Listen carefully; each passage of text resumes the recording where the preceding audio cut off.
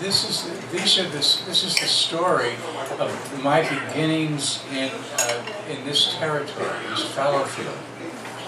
And you know how sometimes you circle and get closer and closer, and finally you land like a bird or something. So it was a kind of a circling process.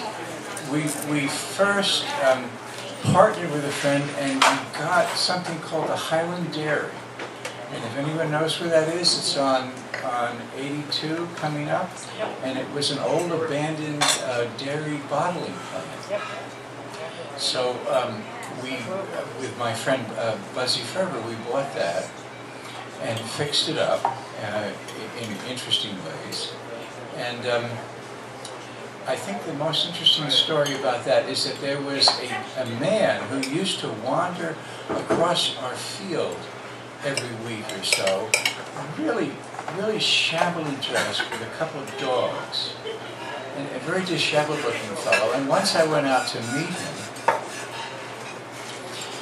and it turned out he was Judge Hanna, who's a federal judge and part of the ruling elite of Chester County, the whole horse tribe, because we were right on the edge of the horse tribe. And eventually we were kind of pushed out of the dairy, and we got a house closer to here, which was right up the road from Triple Fresh.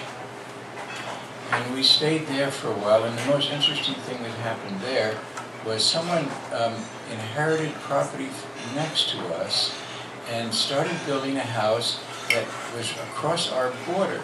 And I don't know if you've ever had a border dispute. It's really mean.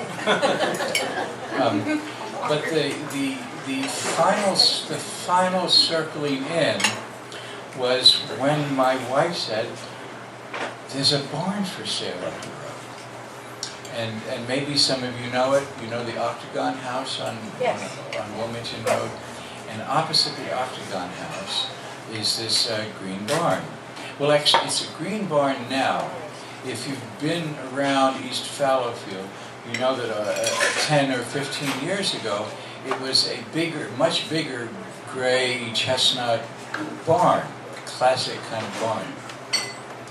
And so what actually happened is that the owners had been offered a bunch of money by some contractors who wanted to take down the beautiful chestnut barn, or the superstructure, and make a restaurant in Connecticut, which they did, and then built this much smaller metal barn on the foundation, which we didn't know this when we bought it.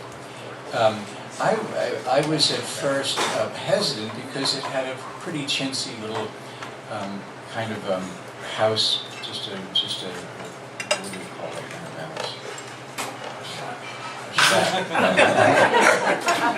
This is a development kind of house. But my wife had tuned into the barn, and the barn was magnificent for me because I earned my living as an artist, and having that kind of space was very transformational. So we got the barn, and I was immediately dove into cleaning out and fixing up the barn and knocking holes in the wall and making windows. And one morning I was on the bottom floor. It had 2 floors where the stalls were. And what's really nice about this building is you look at it, you drive past it, and you see a fairly, undistinguished metal barn. But you go inside, and it has these huge old timbers that go back to, I understand, quite a ways. I mean, it's got this ancient structure, and they had just capped it with this metal barn. But I was downstairs, and sort of knocking down the stalls and opening up the space and cleaning it out. And the second stall on the right, I was cleaning out the dirt and the old manure, and I got to the back corner, and the concrete floor, the old concrete floor, was cracked and broken, and so I started pulling out. Oh, am I over 5 minutes? Oh, okay, I'll wrap it up because it's really cool. I dug out the dirt in the corner, and I started, as I'm pulling out this old manure that had been there for God knows how long, I start finding seashells. And this kind of, and abalone seashells, and exotic seashells that I've never seen before. And more and more seashells. I have a whole basket of these seashells that I dug up, which I showed to someone, and they said, "Oh, this one is from the Philippines. This one is from the Pacific Ocean." And when I got to the bottom of the hole, I found this, which I'm going to send around, and it can make its way back to me. Wow. Wow. Yeah. It's a sperm whale tooth.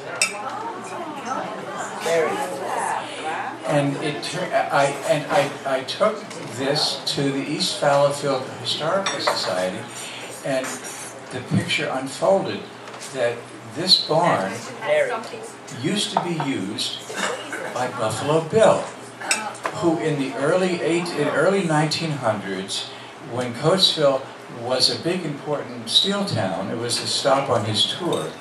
And someone in the Historical Society had actually read about this and found that he would come to Coatesville and have a parade up 3rd Avenue with all of his livestock and his characters, and he would take everything up to this barn, which at that time was the biggest barn in Chester County.